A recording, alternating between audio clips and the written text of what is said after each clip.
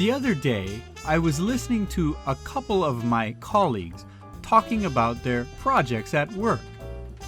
One of the colleagues mentioned that he had put in a lot of overtime in order to finish his project on time.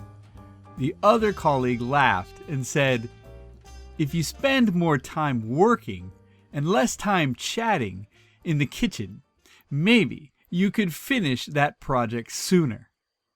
Well, that first colleague was a little surprised at the comment and said, "Why do you gotta throw shade?" I'm Paul Preston. From Venture English, this is 3-Minute English, a podcast in English about English for English learners. Have you ever heard the phrase, to throw shade? Maybe not.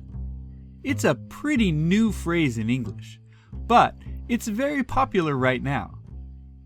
From the story that I told you, can you guess what is the meaning of throw shade? Well, let's check the situation. One of my colleagues was complaining about all of the extra work that he had to do. He wanted the other colleague to give him some appreciation or respect for the extra effort. Instead of showing respect or appreciation, the other colleague responded with an insulting comment. It wasn't a strong insult, but it was a little bit insulting to the first colleague. Naturally, that first colleague was a little bit surprised and upset. He asked, "Why you gotta throw shade?" So, throwing shade is making a slightly rude or insulting comment to another person who was expecting some appreciation or respect. It's putting a positive event in a negative context. The phrase throwing shade might still be a little tough to use, but don't worry, you may never have an opportunity to use it anyway.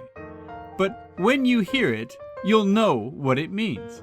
Of course, the phrase is not appropriate for business meetings, but it's something you might hear colleagues say to each other in the office.